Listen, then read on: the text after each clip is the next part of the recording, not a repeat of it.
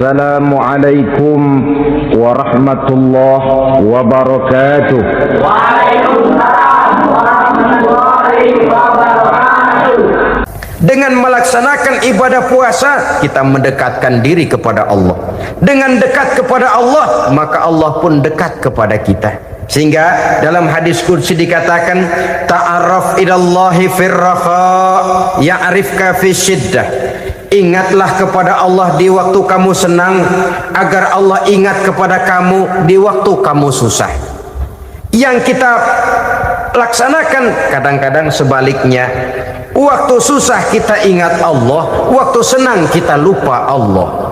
Akhirnya nanti pada waktu kita melarat, kebelangsak, susah dan sebagainya, pertolongan tidak akan datang kepada kita. Benar, ta'arraf ilallah firraha ya'rifka fi syiddah. Ingatlah kepada Allah di waktu kamu susah, ingatlah kepada Allah di waktu kamu senang, agar Allah ingat kepadamu di waktu kamu mendapat kesusahan. Pada pertemuan kali ini secara khusus kita akan membicarakan tentang puasa ini. Kita akan mulai dari yang pertama, puasa sunnah.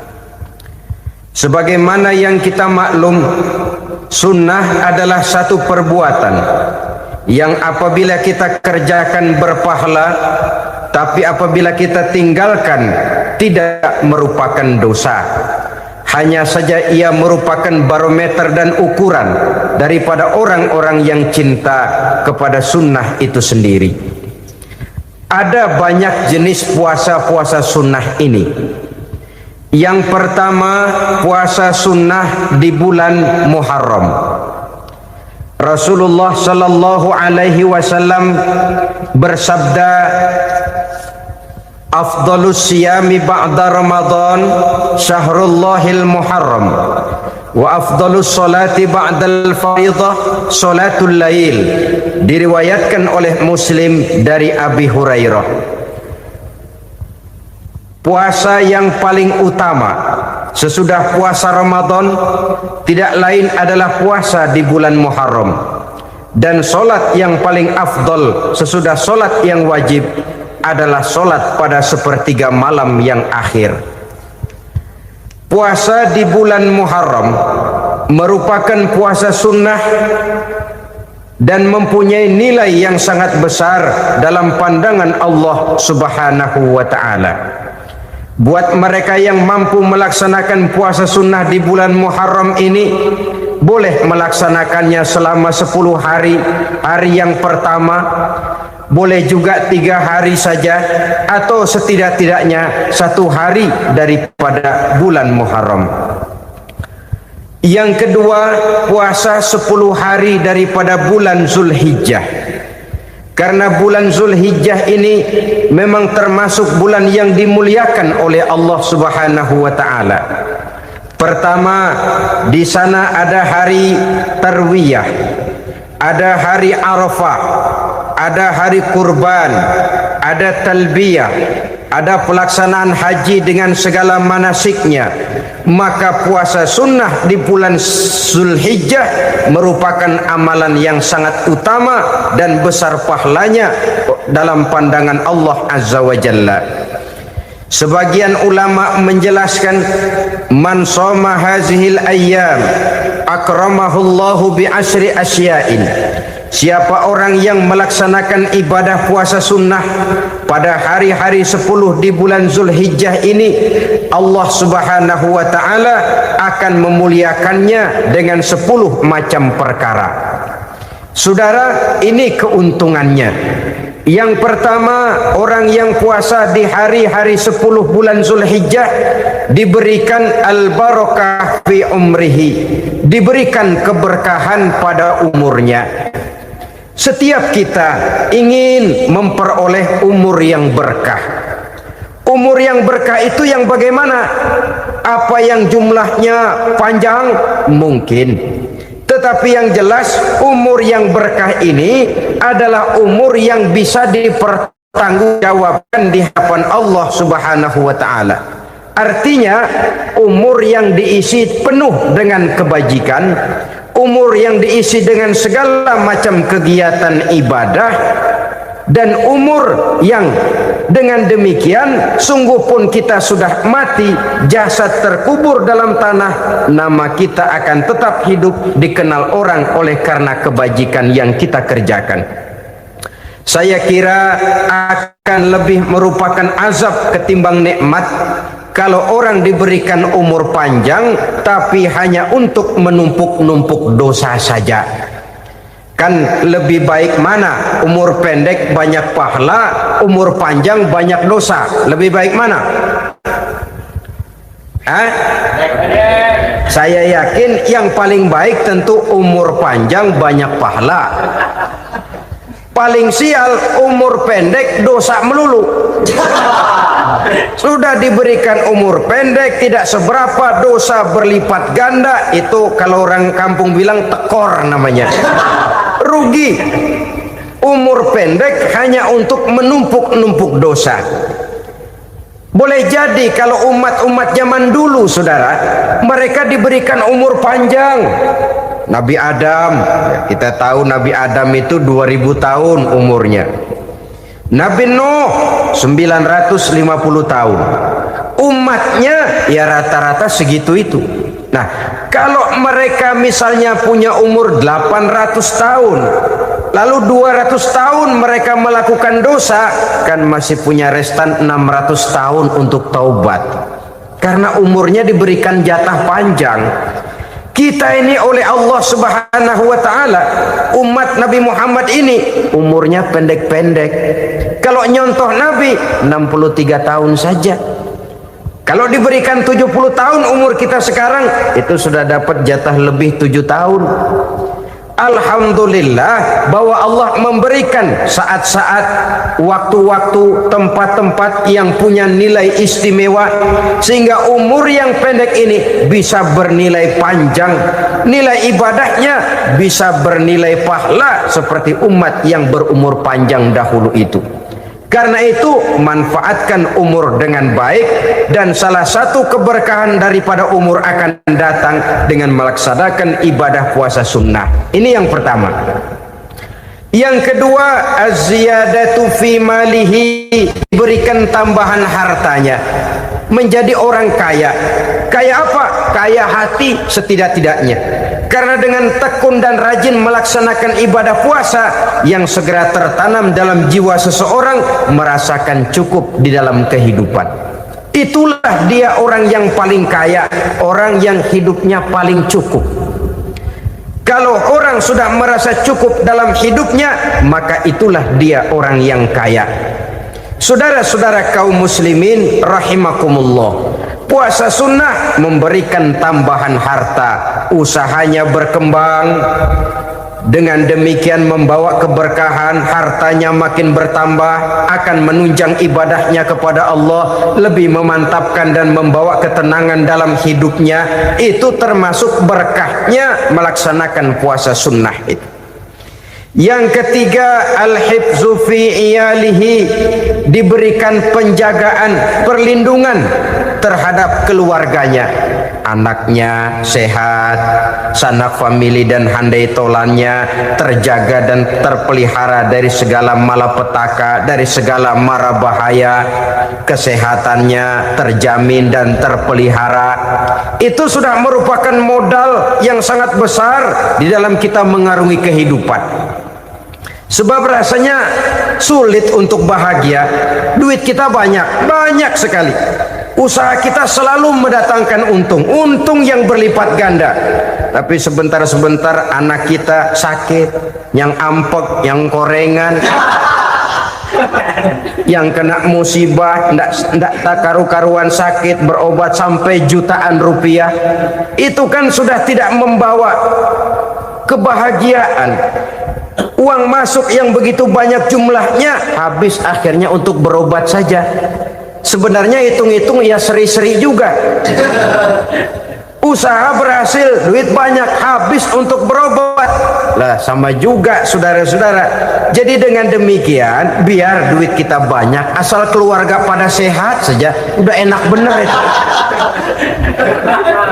Duit banyak, ekonomi cukup, keluarga sehat, nikmat rasanya menjalani kehidupan ini. Yang kiamat sudah duit kagak barang seperak, keluarga ampek semua.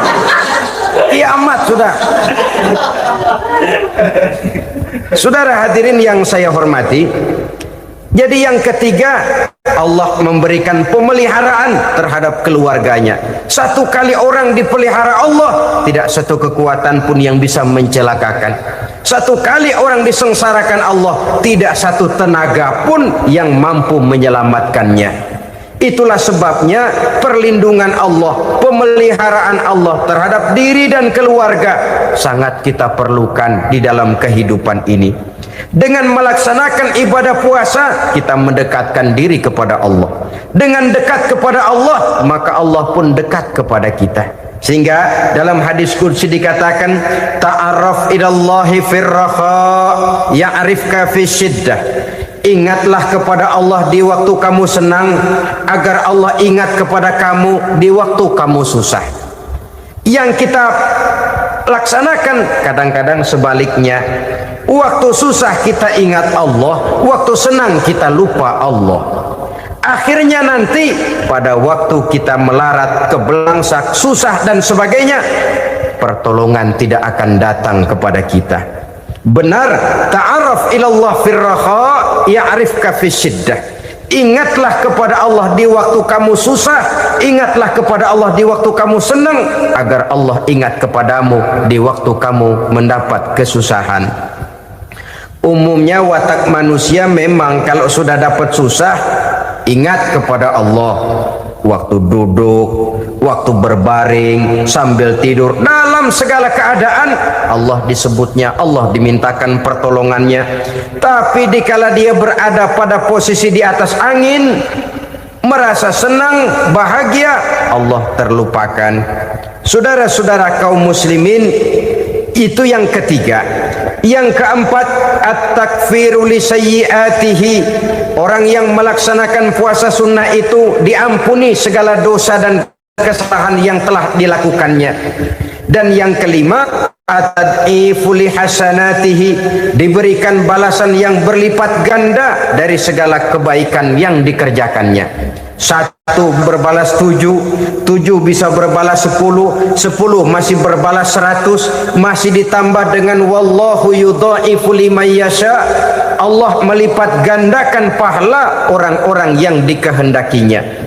Maka carilah satu kebaikan yang apabila kita kerjakan, dosa akan dihapus dan nilai pahalanya menjadi berlipat ganda. Satu kali kita bekerja, 2-3 pulau bisa kita raih dan kita jangkau. Yang keenam, orang yang melaksanakan puasa sunnah di bulan Zulhijjah, at-tashil li sakarati mautihi. Diberikan kemudahan pada saat menghadapi sakaratul maut. Maut a mysterious problem.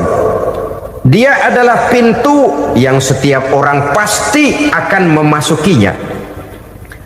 Bahwa mati adalah mati, itu semua kita tahu. Tapi hakikat orang pada saat menghadapi mati itu kan berbeda-beda. Ada yang matinya itu gampang sekali, persis orang tidur saja. Tidak nampak gelisah, tidak bikin susah yang hidup, tidak gelimpangan di tempat tidur, persis seperti orang mau tidur saja. Ada yang sulit sekali menghadapi sakaratul maut, gelimpangan di tempat tidur, bikin bingung orang yang nunggu. Kadang-kadang seperti kerbau digorok lehernya.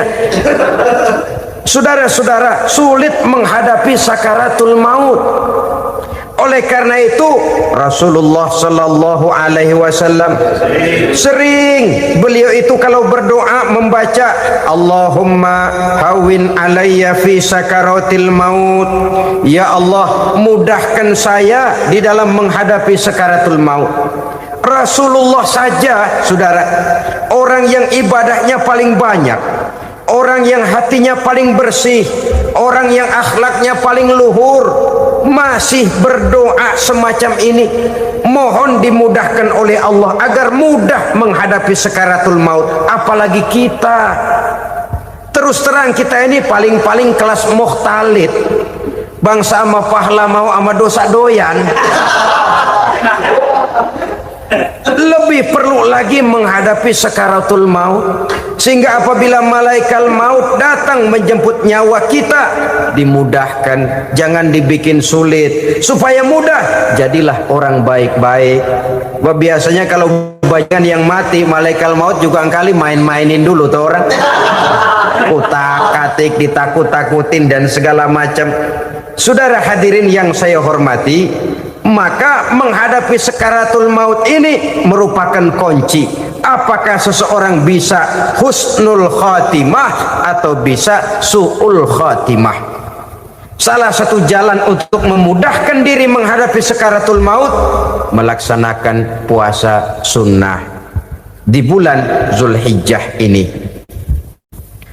Yang ketujuh, ad-diya'u li zulumati qabrihi, diberikan terang di alam kuburnya. Kubur, saudara tahu, saudara tentu sering lihat orang dimasukkan ke liang lahat, ditutup dengan papan, dinding ari kata kita di kampung, lalu diuruk lagi dengan tanah. Dalamnya liang lahat, gelapnya liang lahat, gelapnya diuruk dengan tanah, gelapnya di dalam kubur, tiga gelap yang menjadi satu. Bapak moyangnya gelap.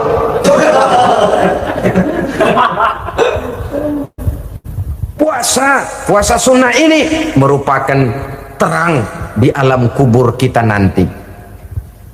Yang kedelapan, at-tasqil limizanihi, diberikan keringanan pada timbangan di hari akhirat nanti. Bahwa setelah dibangkitkan dari kubur, setiap kita akan menghadapi perhitungan, akan ditimbang segala macam kebaikan dan segala macam kejahatan yang pernah kita lakukan di dalam kehidupan. Orang yang melaksanakan ibadah puasa sunnah, at-tasqilu limizanihi, diberikan keringanan timbangan hari akhiratnya nanti. Yang kesembilan, an-najah minal bala, diberikan keselamatan dari segala macam bencana. Dan yang kesepuluh, as-su'ud ala darajatihi, diberikan ketinggian, naik derajatnya, derajat di dunia, lebih-lebih lagi derajat di akhirat nanti. Ini keutamaan yang diberikan Allah Subhanahu wa ta'ala kepada mereka yang melaksanakan ibadah puasa 10 hari di bulan Zulhijjah menurut penjelasan sebagian dari para ulama kita. Jadi setelah puasa Muharram ada lagi puasa Zulhijjah. Kemudian puasa sunnah yang ketiga, puasa sunnah pada hari Senin dan hari Kamis.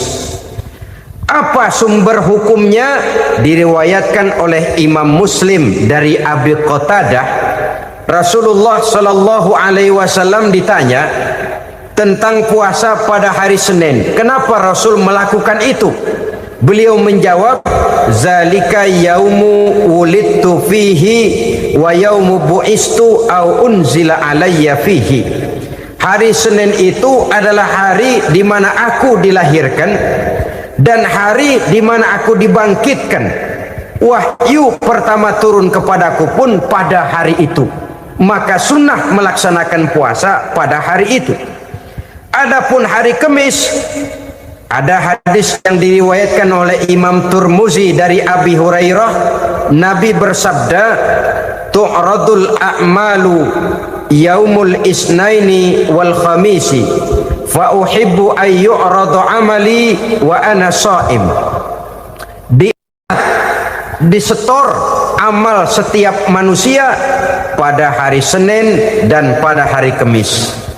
Maka aku ingin, kata Nabi, agar pada saat amalku disetor itu aku sedang puasa. Jadi malaikat itu menurut riwayat ini mencatat dan menyetorkan catatan amalan seseorang pada hari Senin, hari Kamis. Tiap hari Senin amalan kita disetor oleh malaikat.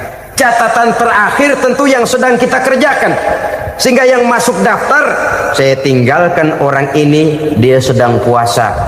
karena naik catatan amalnya pada hari Senin. Kamis diangkat lagi, catatan paling akhir, saya tinggalkan orang ini, dia sedang puasa. Itu makna fa uhibbu ayyurada amali wa ana shaim. Aku senang kalau pada saat amalku disetor, catatan paling akhir aku lagi puasa. Satu keistimewaan. Alangkah celaka tiap amalan disetor kita sedang berbuat jahat. Senin, Kemis, teler, mabok, judi. Tiap amalan disetor, catatan akhirnya saya tinggalkan si fulan lagi teler. Laporan Senin. Kemis laporan lagi, saya tinggalkan si fulan lagi mirit kartu. Saudara hadirin yang saya muliakan, alangkah jeleknya catatan kita. Oleh karena itu sunnah puasa pada hari Senin dan hari Kamis. Ini amalan sunnah, saudara-saudara. Dan oleh karena ini amalan sunnah, sebagian ulama memberikan penjelasan, walaupun lupa niat, kalau sudah malam itu lupa niat, boleh niatnya sudah siang puasa sunnah ini, dengan catatan dari pagi belum makan apa-apa. Malam saudara lupa, tahu-tahu ingat ini hari Senin, dah jam 10, niatlah jam 10 itu sah puasanya, asal dari pagi belum makan apa-apa. Tapi kalau sudah dapat 2 piring baru niat jam 10, itu lain, ngojek namanya. Jadi puasa sunnah yang ketiga, puasa pada hari Senin dan hari Kamis. Yang keempat, puasa jenis sunnah yang keempat, puasa 6 hari di bulan Syawal. Diriwayatkan oleh Imam Muslim dari Abi Ayyub bahwa Nabi bersabda, "Man shoma Ramadhana summa atba'ahu sittan min Syawal kana kasyamid dahri." Barang siapa yang berpuasa di bulan Ramadan, kemudian diikutinya dengan 6 hari di bulan Syawal, maka dia seolah-olah seperti orang yang berpuasa 1 abad lamanya. Allahu Akbar. Demikian besar keuntungannya. 6 hari di bulan Syawal sama dengan orang yang berpuasa 1 abad lamanya. Ini fadailul a'mal, saudara-saudara. Jangan diartikan karena menang sudah puasa 6 hari bulan Syawal, Ramadan tahun depannya lantas nggak puasa. Kenapa? Ukurannya sudah 1 abad. Bukan itu pengertiannya. Ini mendorong orang memberikan ganjaran pahala yang sedemikian besar. 6 hari setelah Ramadan, artinya di bulan Syawal, tidak pada hari pertama Syawal karena haram hukumnya berpuasa pada hari fitri itu. 6 hari di bulan Syawal, tinggal lihat yang mampunya saja, boleh berurutan, boleh tidak berselang-seling, boleh, asal saja jumlahnya 6 hari selama masih bulan Syawal itu. Hari ini 3 hari lagi, 4 hari lagi, diselang-seling atau berurutan, itu juga lebih baik. Puasa sunnah 6 hari daripada bulan Syawal. Kemudian yang kelima, puasa sunnah 3 hari pada setiap bulan. 3 hari pada setiap bulan. Diriwayatkan oleh Imam Bukhari dan Muslim dari Abi Hurairah. Abi Hurairah bercerita, "Ausani Khalili sallallahu alaihi wasallam bisalasin." Kekasih saya Rasulullah berwasiat kepada saya, memesankan benar-benar kepada saya untuk melaksanakan 3 amalan yang terpuji. Pertama, siyamu salasati ayyamin min kulli syahrin. Puasa 3 hari dalam setiap bulan. Ini wasiat yang pertama. 3 hari pada setiap bulan. Tidak peduli bulan apa saja. Dalam artian ya bulan menurut perhitungan Islam ya. Muharram, Safar, Rabiul Awal, Rabiul Tsani, Jumadal Ula, Jumadil Akhir, Rajab, Sya'ban, Ramadan, Syawal, Zulqa'dah, Zulhijjah dan selanjutnya. 3 hari pada setiap bulan. Tanggalnya tanggal berapa saja, lebih utama pada yang disebut Yaumul Bid. yaitu hari-hari di mana bulan menunjukkan purnama. Tanggal 13, tanggal 14, dan tanggal 15 pada setiap bulannya itu disunahkan melaksanakan puasa. Itu wasiat pertama, puasa 3 hari pada setiap bulan. Wasiat yang kedua, warok'atai duha, melaksanakan sholat duha sekurang-kurangnya 2 rakaat. Itu wasiat yang dipesankan benar kepada saya, kata Abi Hurairah. Pertama, puasa 3 hari pada setiap bulan. Yang kedua, usahakan jangan meninggalkan 2 rakaat minimal daripada sembahyang duha. Kita tahu sembahyang duha itu sembahyang sunnah di waktu pagi seketika matahari naik sepenggalahan. Sekurang-kurangnya 2 rakaat, sebanyak-banyaknya 8 rakaat. Di antara fadilah atau keutamaan daripada sholat duha ini yaitu menyangkut masalah rezeki dan usaha. Kemudian wasiat yang ketiga, wa an utira qabla an anama. Beliau sangat berwasiat kepada saya untuk sholat witir sebelum tidur. Artinya sholat malam sebagai amalan sunnah di dalam kehidupan kita. Jadi saudara-saudara, dalam hidup ini kita akan selalu berbentur dengan keperluan. Kalau pada satu saat kita sudah sampai kepada tahap berpikir ini keperluan saya, tentu hal-hal semacam ini akan kita kerjakan. Kita belum tergerak melaksanakan ini semua oleh karena barangkali kita merasa belum memerlukannya. Karena itu marilah kita berusaha di samping melaksanakan puasa yang wajib juga melaksanakan puasa yang sunnah di dalam kehidupan kita. Ini jenis puasa-puasa yang sunnah. Kemudian yang kedua, ada macam puasa yang disebut puasa nazar.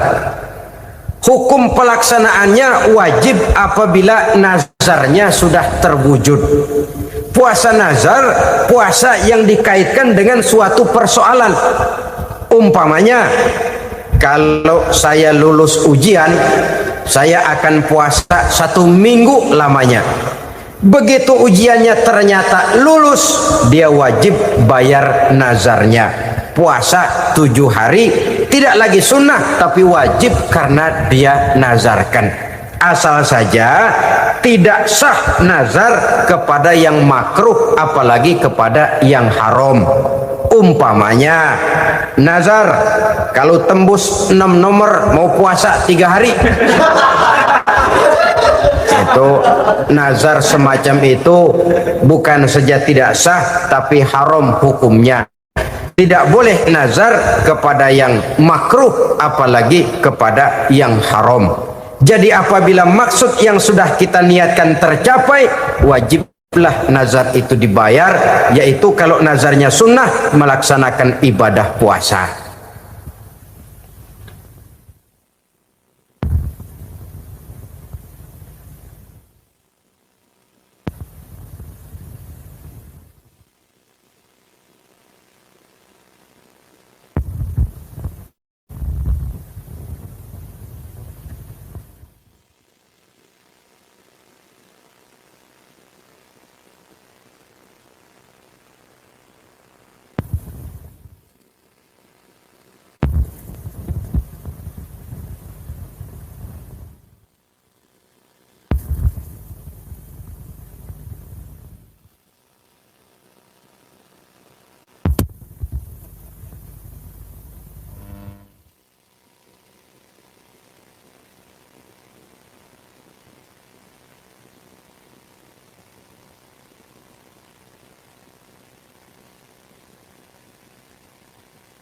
Saudara-saudara kaum muslimin rahimakumullah. Jenis puasa yang ketiga kita kenal dengan puasa wajib. Dan ini kita laksanakan pada bulan suci Ramadan. Tentang teknis pelaksanaan ibadah puasa di bulan Ramadan sudah pernah saya bicarakan pada pertemuan tentang Ramadan dan Idul Fitri. Pada kesempatan ini saya hanya ingin mengajak bahwa di dalam melaksanakan ibadah puasa Ramadan ini, marilah kita mengadakan evaluasi. Kenapa demikian? Barangkali secara jujur, walaupun agak berat, saya masih harus berkata, masih banyak di antara kita umat Islam yang di dalam melaksanakan suatu ibadah terjebak dalam rutinitas ritual. Apa itu rutinitas ritual? Itu bahasa susah. Berhubung saya tidak ingin bicara yang susah-susah, kita bicara yang mudah-mudah saja. Maksud saya, banyak di antara kita umat Islam yang di dalam melaksanakan suatu ibadah itu hanya dengan prinsip asal sekadar gugur kewajiban saja. Akibatnya, sampai sejauh mana ibadah itu berhasil membentuk kepribadian diri kita, kita jarang mengadakan evaluasi dan penilaian. Solat yang penting gugur kewajiban. Puasa yang penting sudah gugur kewajiban. Haji yang penting sudah gugur kewajiban. Maka jangan heran kalau itu yang jadi prinsip, ibadah lantas tidak punya dampak dalam membentuk kepribadian diri. Banyak orang yang rajin sholat tapi munkarnya jalan terus. Sampai kadang-kadang kita bingung, yang sembahyang dia, yang nyolong dia. Puasanya kelihatannya tekun, tapi tidak punya kepekaan sosial. Sama yatim piatu bersifat masa bodoh, sama fakir miskin malah gemes. Tidak lantas tumbuh kepekaan sosial, walaupun dia sudah ikut merasakan tidak enaknya lapar dan haus. Ada juga yang sudah haji 4-5 kali mondar-mandir Jakarta Mekah, tapi gaya hidupnya tetap seperti katak di kolong tempurung, picik, sempit pandangan, dangkal hati, tidak terbuka walaupun sudah melihat Islam dalam skala internasional. Yang dia lihat, yang dia saksikan, yang dia pandang, tidak sanggup menggugah dan mengubah jiwanya, tidak bisa mewarnai pandangan hidupnya. Inilah akibatnya kalau ibadah hanya dikerjakan dengan prinsip asal sekadar gugur kewajiban. Hasilnya yaitu tadi, hajinya cuma menang topi putih sama serban. Sholatnya cuma prinsip asal gugur kewajiban. Begitu juga puasanya, begitu juga zakatnya dan ibadah-ibadah lainnya. Bukan tanpa satu maksud. Jikalau Allah Subhanahu wa taala memerintahkan kita melaksanakan ibadah puasa di bulan suci Ramadan, bahkan maksud itu sangat pada penghujung ayat yang memerintahkan kita puasa. Ya ayyuhalladzina amanu kutiba alaikumus syiyam kama kutiba alal ladzina min qablikum la'allakum tattaqun. Orang yang beriman, diwajibkan atas kamu berpuasa, telah diwajibkan juga kepada orang-orang yang sebelum kamu, la'allakum tattaqun, agar kamu dengan puasa itu menjadi manusia yang bertakwa kepada Allah Subhanahu wa taala. Dengan kata lain, berhasil atau tidak puasa Ramadan kita ini akan nampak takwa kita meningkat atau tidak setelah kita melaksanakan ibadah puasa. Sehingga kalau orang mengatakan Ramadan itu merupakan month of training, bulan latihan, keluar latihan tentu harus semakin naik dan baik gaya kehidupan kita. Jadi tujuan utama daripada pelaksanaan ibadah puasa adalah untuk membentuk manusia yang bertakwa. Nah, takwa itu kata Imam Qusairi hurufnya ada 4. Ta, qaf, wawu, ya. Masing-masing huruf ini simbol dari pribadi orang yang bertakwa dibina dan dibentuk oleh pelaksanaan puasanya. Mari kita lihat. Huruf ta adalah lambang dari sifat tawadhu, rendah hati. Orang yang bertakwa, orang yang tidak mempunyai sifat sombong. Puasa menanamkan kita kesadaran terhadap kelemahan, terhadap keterbatasan, terhadap segala ketidakmampuan yang kita miliki. Ya Allah, baru sehari nggak kena makan, nggak kena minum, sudah begini lemesnya. Puasa memang, kalau pagi orang masih sehat, masih terdorong oleh sahur. Siang masih lumayan, tapi zuhur ke atas biasanya mulai sikap lemah manusiawi, keterbatasan kekuatan biologis itu mulai nampak. Dari sini tanam satu kesadaran. Kalau begitu apa yang mau disembuhkan di hadapan Allah? Kaya, siapa sih orang paling kaya? Ilmu, siapa sih orang paling pintar? Pangkat, siapa sih orang paling tinggi jabatannya? Dari sifat semacam ini lahir introspeksi, rasa mawas diri, timbul sifat tawaduknya, rendah hatinya, tidak melonjak menjadi angku dan sombong lantaran sedikit kemampuan dan kekuatan yang dimilikinya. Lalu untuk sikap yang lebih jauh, terwujudlah, terbentuklah apa yang dinamakan stabilitas temperatur batin. Orang tetap konstan menjaga nilai-nilai idealisme yang pernah dimilikinya. Dia mulai dengan adil, dia berjalan tetap dengan keadilan, dan dia berakhir juga tetap dalam keadilan. Jangan mulainya adil, tengahnya setengah adil, di akhirnya malah zolim sama sekali. Ini tidak punya stabilitas temperatur batin. Kan banyak orang begitu toh. Mulanya benar, belakangan mau benar sendiri. Mulanya sudah rela berkorban buat kepentingan orang banyak, belakangan malah selalu mengorbankan kepentingan orang banyak. Waktu di bawah rajin baca ayat kursi, dapat kursi lupa ayat. Stabilitas temperatur batin tertipu oleh perasaan seolah-olah situasi dan kondisi sudah serba memungkinkan, sudah serba menguntungkan.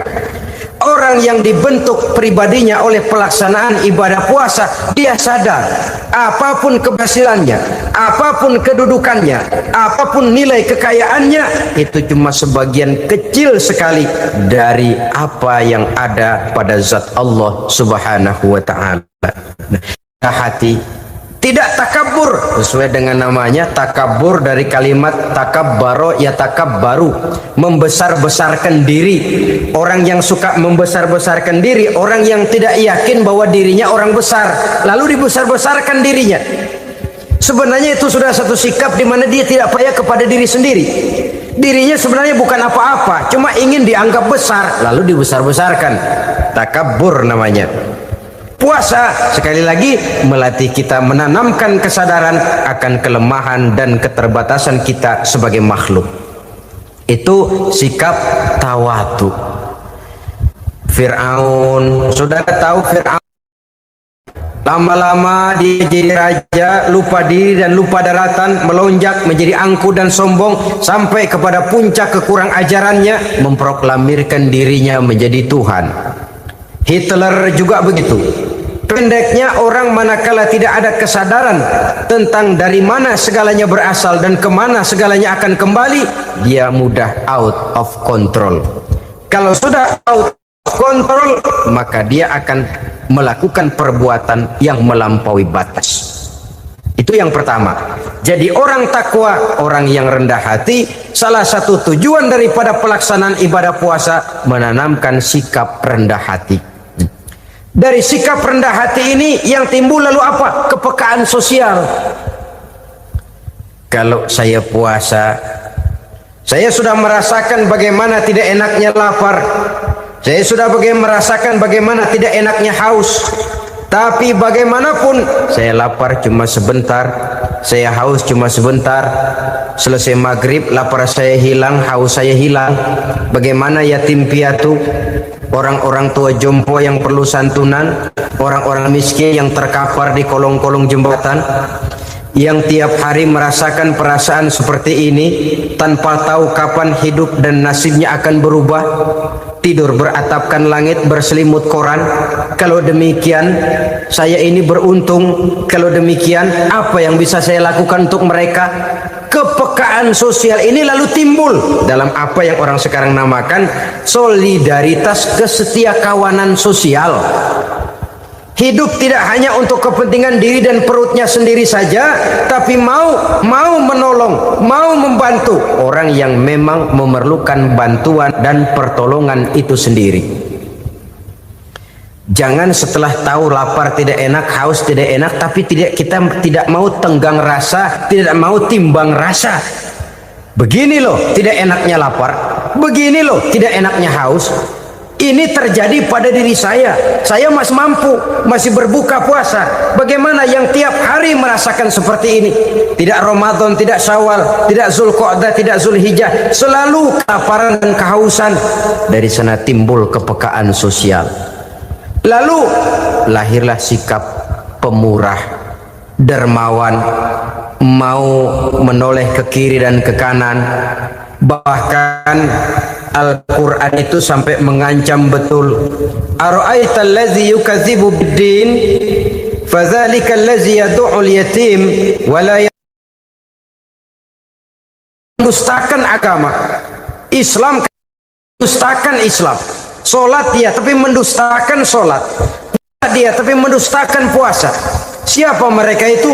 Fadzalika allazi yad'ul yatim. Merekalah orang-orang yang meninggalkan anak-anak yatim. Wa la yahuddu ala ta'amil miskin, dan tidak pernah memberi pertolongan, tidak memerintahkan memberi makan kepada fakir miskin, walaupun dia berada pada posisi dan kondisi yang memang dia mampu. Nah, kalau dia tidak mampu itu lain soal. Dia mampu, dia tahu, dan dia diam saja. Itu termasuk yukadzibu biddin, orang-orang yang mendustakan agama. Berlindung kita kepada Allah, jangan sampai termasuk ke dalam kelompok itu. Yang kedua saudara, huruf takwa itu qaf. Qaf adalah lambang dari sifat qanaah. Qanaah artinya merasa cukup. Puasa melatih kita untuk bersikap cukup dalam hidup. Kalau kita perturutkan menjelang saat berbuka, menunggu waktu berbuka, istilah orang di Jawa Barat ngabuburit katanya, kita menunggu saat berbuka, segalanya saja ingin kita beli, segalanya saja ingin kita minum, semuanya saja ingin kita makan. Sebab nafsu sudah begitu berupa, perut sudah sedemikian lapar, kerongkong sudah sedemikian haus, rasanya semuanya saja ingin kita telan. Tapi tahukah kita bahwa setelah maghrib berbunyi, berapa banyak yang kita makan, berapa banyak yang kita minum? Sesuaikah dengan keinginan kita tadi siang? Tadi siang semuanya ingin kita makan, tadi siang semuanya ingin kita minum. Setelah berbuka, berapa banyak yang kita makan, berapa banyak yang kita minum? Itulah kehidupan. Segalanya ingin kita kuasai, segalanya ingin kita punyai, tapi berapa sih yang benar-benar kita perlukan? Maka orang kaya adalah orang yang hidupnya cukup. Orang miskin hakikat yang selalu merasa kurang. Bagaimanapun besar rumah, banyak uang kita, berpuluh kendaraan kita, kalau hidup selalu merasa kurang, itu artinya kita masih miskin. Maka jikalau ingin menjadi orang kaya, kuncinya hakikatnya cuma satu, hati kita merasa cukup dengan yang diberikan Allah, bersyukur atas segala nikmatnya, dan dengan syukur itu, nikmat itu akan ditambah oleh Allah Subhanahu wa ta'ala. Puasa menimbulkan sifat qanaah, dan qanaah adalah watak daripada orang-orang yang bertakwa kepada Allah Subhanahu wa ta'ala. Persis seperti orang minum air laut, makin diminum makin haus, makin diminum makin kering tenggorokan. Begitulah orang berhadapan dengan materi. Tadinya dia akan senang kalau dia merasa punya tanah ratusan hektar. Sudah ratusan hektar, tidak cukup, ngelamun lagi. Alangkah nikmatnya kalau bisa beli gunung. Gunung dibeli. Sudah punya gunung, lihat laut. Aduh, kalau laut juga bisa dibeli, beli lagi laut. Sudah punya laut, lihat ke atas langit, ada yang jual apa enggak ya?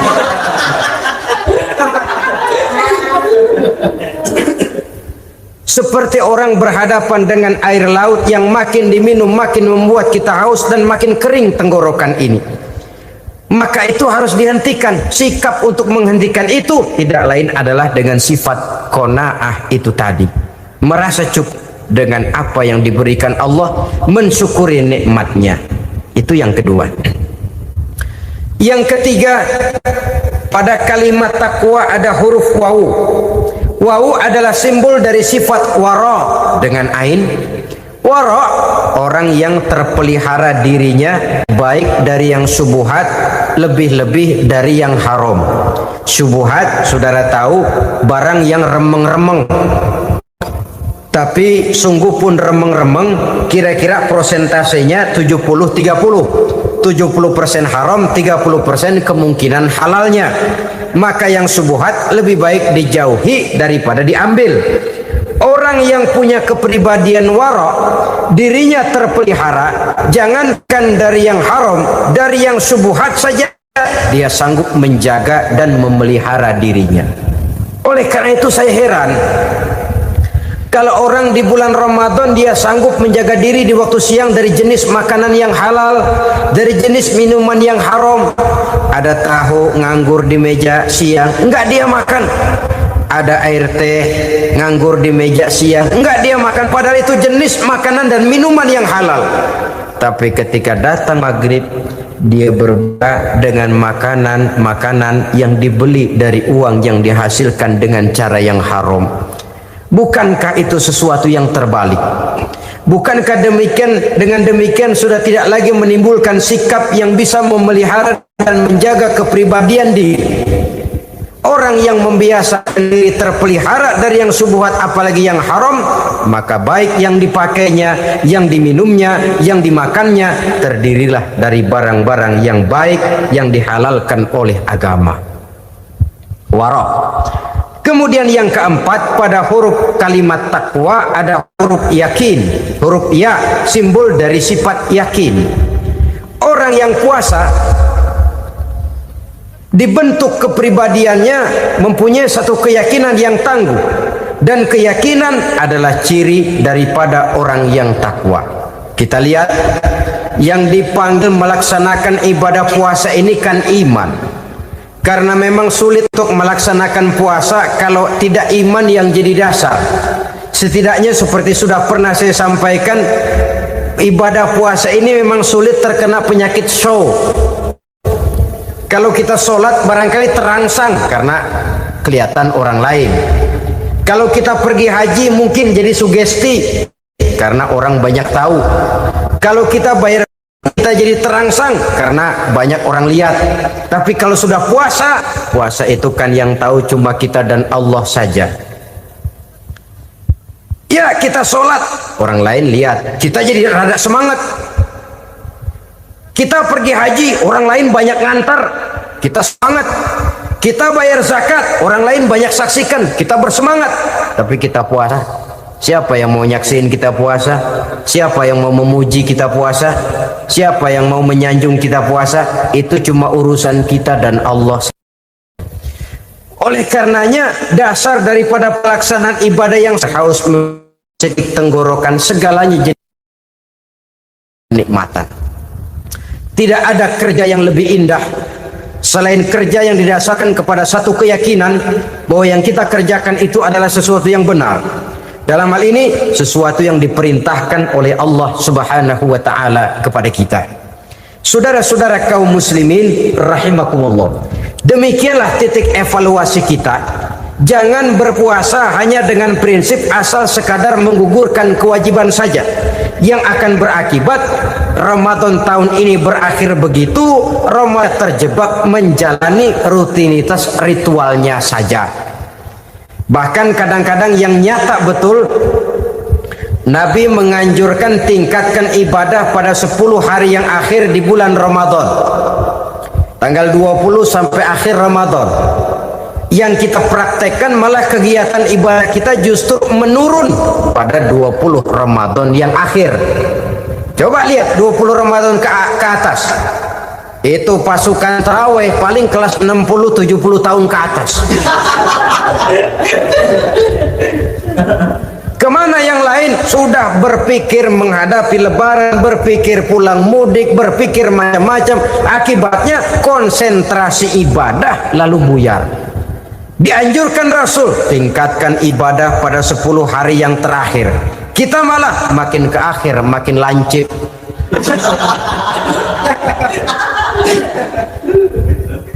Saudara-saudara kaum muslimin rahimakumullah, kita terjebak oleh sesuatu yang sementara, oleh sesuatu yang bersifat kulit, lalu meninggalkan isinya. Padahal jikalau kita tidak mengisi Ramadan dengan kegiatan ibadah, berarti kita tidak keluar dari Ramadan dengan jiwa yang baru yang sudah ditempa oleh pengalaman ibadah di bulan Ramadan. Artinya kita tidak kembali kepada fitrah, kesucian seperti saat kita dilahirkan. Lalu kalau kita tidak kembali kepada fitrah, apa yang mau kita rayakan pada Idul Fitri itu? Di mana letak kegembiraan kita? Di mana letak kebahagiaan hati? Kembalikah kita kepada fitrah? Tidak. Benarkah puasa yang kita kerjakan? Kelihatannya juga tidak. Adakah dampak dari pelaksanaan ibadah dalam pribadi kita? Tidak. Kadang-kadang Ramadan selesai malah teriak merdeka. Kalau tadinya Ramadan dia merasa terhalang, mau keluar siang, mau makan siang, bulan puasa, mau minum siang, bulan puasa, mau gandengan, bulan puasa. Ramadan selesai, kibarin bendera, teriak merdeka.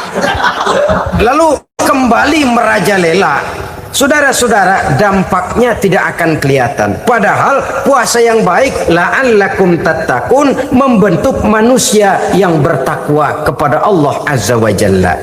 Nah, sekarang apa kemudahan dan keistimewaan yang akan diberikan Allah kepada mereka yang sampai kepada tingkat takwa ini?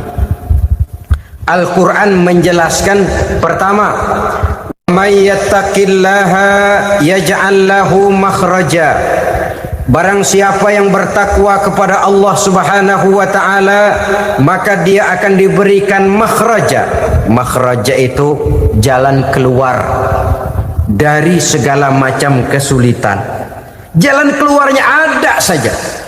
Menurut ukuran kemampuan dia tidak mungkin, mustahil, tidak bisa, mana mungkin. Tapi pada waktunya ada saja jalan keluarnya. Termasuk jenis yang yaj'al lahu makhraja. Orang yang bertakwa kepada Allah selalu diberikan jalan keluar dari segala kesulitan yang dihadapinya. Siapa sih orangnya yang tidak pernah sulit dalam hidup ini? Siapa orang yang tidak pernah mengalami kesulitan? Tapi kadang orang menilai, itu kelihatannya hidupnya enak aja ya, kayaknya nggak pernah mengalami kesulitan. Sebenarnya bukan tidak pernah mengalami kesulitan, Allah selalu memberikan jalan keluar dari segala kesulitan yang dihadapinya. Lah kalau Allah yang memberikan jalan keluar, tentu sangat mudah sekali. Orang yang bertakwa diberikan jalan keluar dari segala macam kesulitan. Satu. Yang kedua, wa yarzuqhu min haitsu la yahtasib. Dia akan diberikan rezeki oleh Allah dengan jalan yang tidak disangka-sangka. Rezekinya datang dengan cara yang tidak disangka-sangka. Gajinya mungkin kecil, tapi penghasilannya gede. Kan itu yang penting.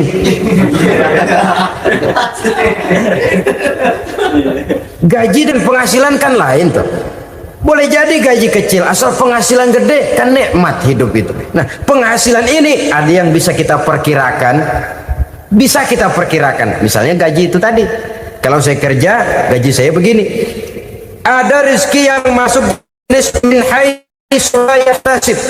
Tidak kita sangka-sangka, tidak kita duga-duga, tahu-tahu ada saja rezeki.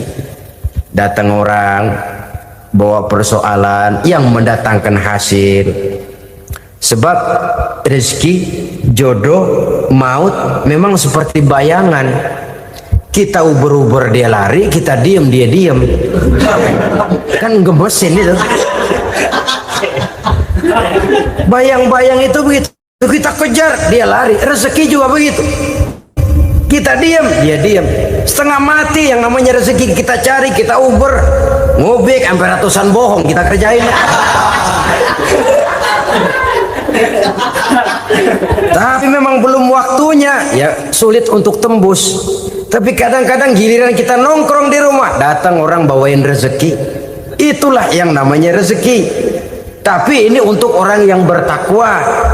Kalau tidak punya kredibilitas takwa, jangan lalu pakai ayat ini. Diberikan Allah dengan rezeki dengan jalan yang tidak disangka. Kan ada ayatnya dah, kita mah manteng aja di rumah dah. Ntar juga tuh rezeki datang. Ini fasilitas yang diberikan kepada orang yang wa may yattaqillah, bertakwa kepada Allah, yarzuqhu min haitsu la yahtasib, diberikan rezeki dengan cara yang tidak disangka-sangkanya. Maka kadar ketakwaan jangan membuat kita buruk sangka. Tuh orang ya nggak kemana-mana, duitnya ada aja. Kalau dia takwa, Allah berikan jalan keluar. Yang lantas ngelihat kiai orangnya ahli ibadah, ilmunya tinggi, akhlaknya luar biasa, takwanya tinggi, rezekinya lancar, lalu husnuzon nih kiai nggak kemana-mana, duitnya banyak, miara tuyul kali ini. Itu termasuk jaminan Allah yang masuk kategori min haitsu la yahtasib. Yang ketiga, yaj'al lahu min amrihi yusra, dimudahkan segala urusannya, dimudahkan segala urusannya.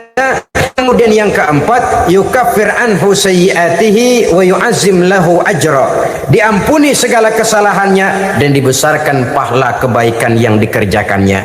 Maka mudah-mudahan puasa yang kita kerjakan mengantarkan kita kepada ketakwaan kepada Allah, dan takwa membuka janji Allah kepada kita di dalam kehidupan ini. Bapak-bapak, ibu-ibu, saudara-saudara kaum muslimin rahimakumullah. Di dalam kehidupan kita sebagai seorang muslim, minimal 5 kali dalam sehari semalam kita mendengar seruan untuk mendirikan solat yang disebut azan.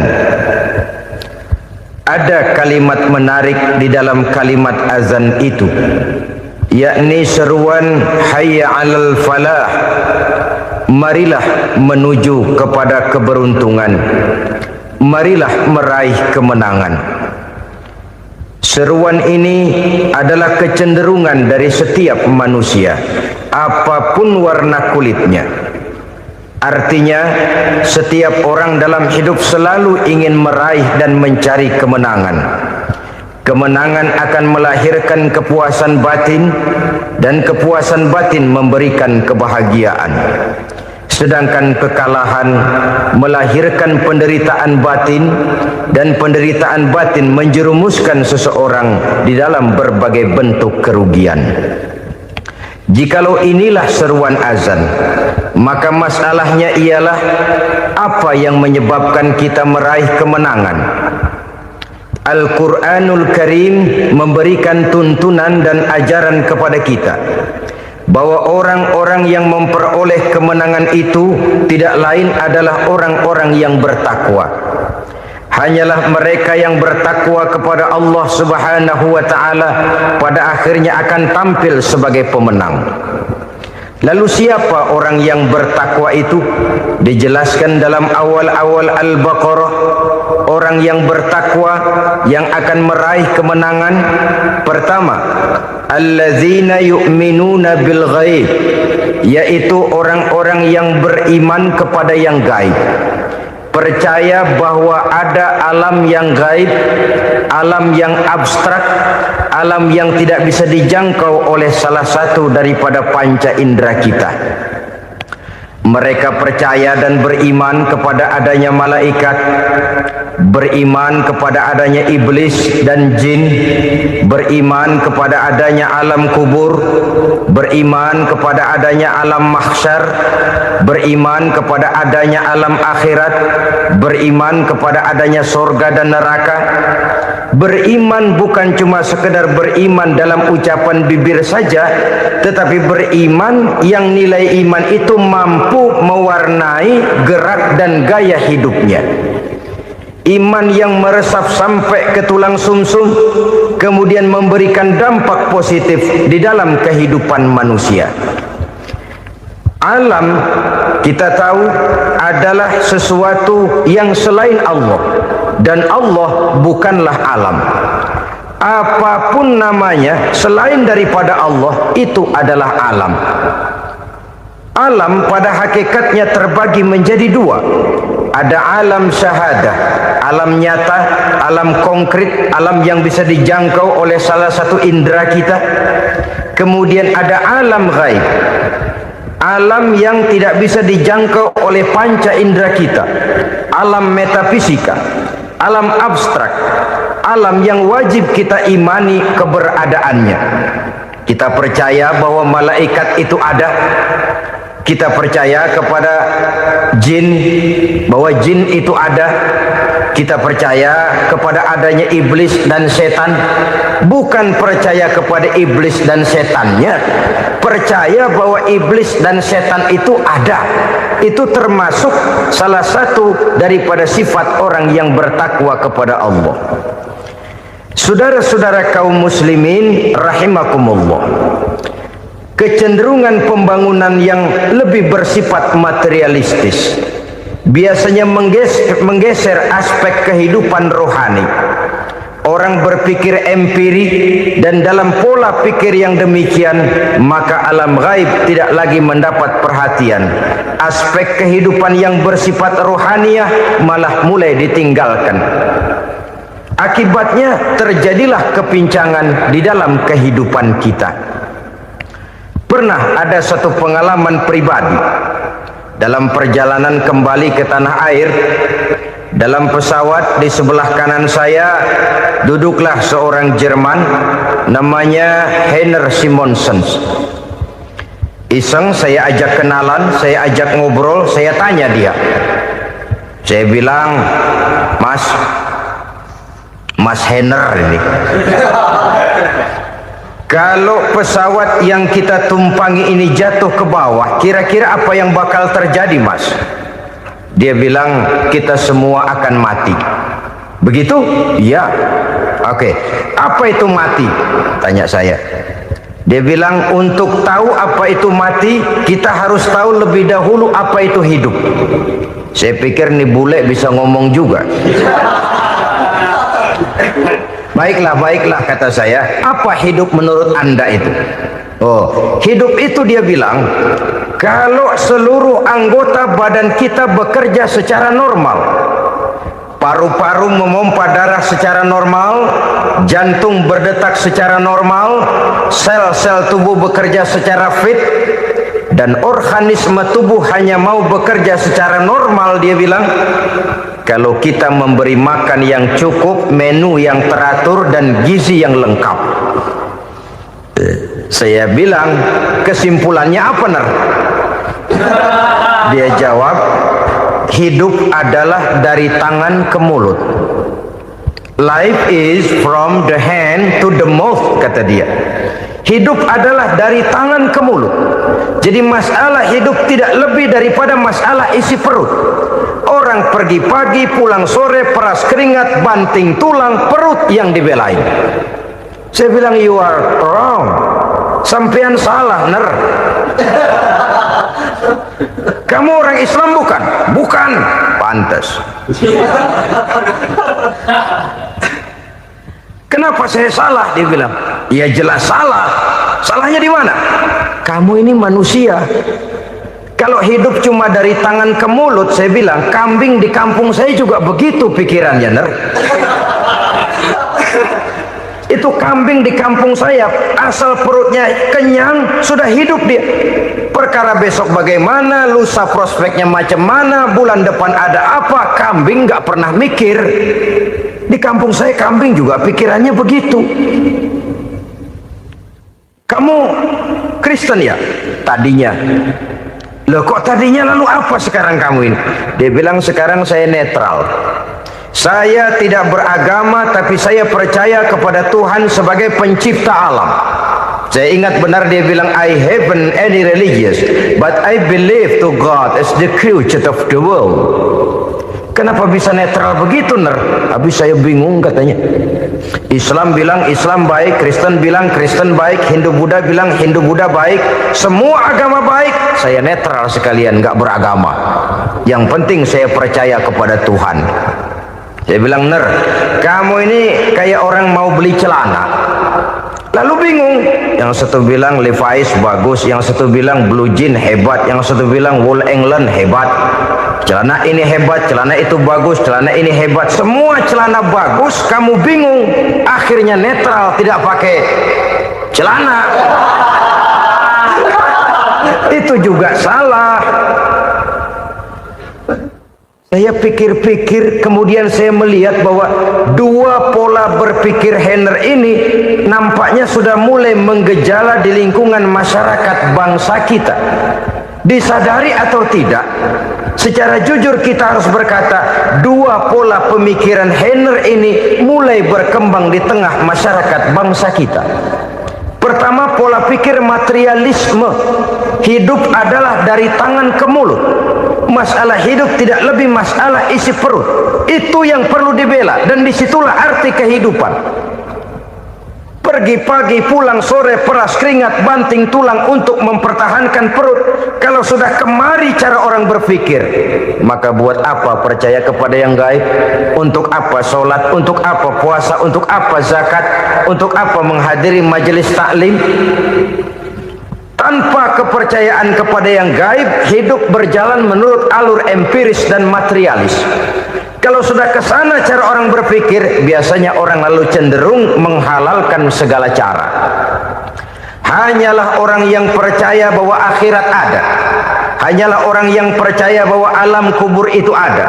Hanyalah orang yang percaya bahwa malaikat itu ada, hidupnya akan lebih terarah dan terkendali. Karena kepercayaan kepada yang gaib, yang merupakan fase daripada kehidupan setelah hidup yang sekarang ini, mewarnai gerak pribadi seseorang di dalam dia melakukan kegiatan hidupnya. Pola berpikir materialisme, disadari atau tidak, mulai menggejala di lingkungan masyarakat bangsa kita. Hidup tidak lebih dari urusan tangan ke mulut, mulut ke tangan, tangan ke mulut. Asal perut sudah kenyang, hiduplah sudah. Perkara bagaimana prospek hari yang akan datang, bagaimana akhirat, tidak jadi persoalan. Ini yang oleh Nabi diperingatkan, ad-dunya sijnul mu'min wa jannatul kafir. Dunia adalah penjara bagi orang beriman dan surga bagi orang kafir. Dulu di zaman Belanda hadis ini pernah disalah tafsirkan, disalah artikan, digunakan sebagai senjata untuk mengkebiri dan membuat impoten umat Islam. Sudahlah umat Islam gak usah macam-macam, kata Belanda. Dunia ini kan penjara buat orang Islam, surga buat orang kafir. Di penjara jangan bertingkah.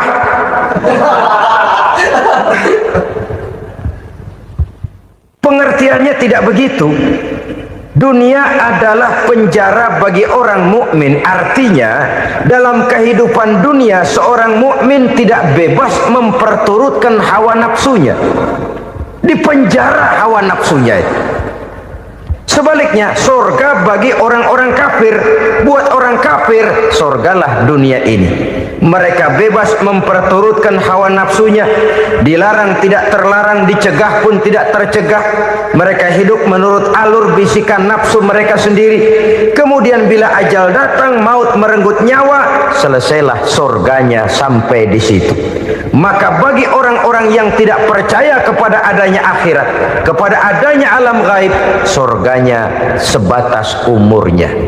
Sekali lagi, surganya sebatas umurnya. Bila umur selesai, ajal pun datang merenggut nyawa, selesailah sudah surganya sampai di situ. Alangkah pendeknya perjalanan orang-orang yang tidak percaya kepada alam gaib ini. Bagi kita mukmin, jikalau kita mampu memenjarakan hawa nafsu, kita bisa bahagia di dunia ini. Dan Islam memang tidak menyuruh kita sengsara di dunia. Raih dunia, kejar dunia, gapai dunia sebagai alat untuk mencapai kebahagiaan di akhirat nanti. Hidup adalah satu perjalanan panjang yang terbentang sejak kita terlahir dari alam rahim sampai kepada alam akhirat nanti. Andai kata kita gagal meraih kebahagiaan di dunia, toh kita masih punya akhirat.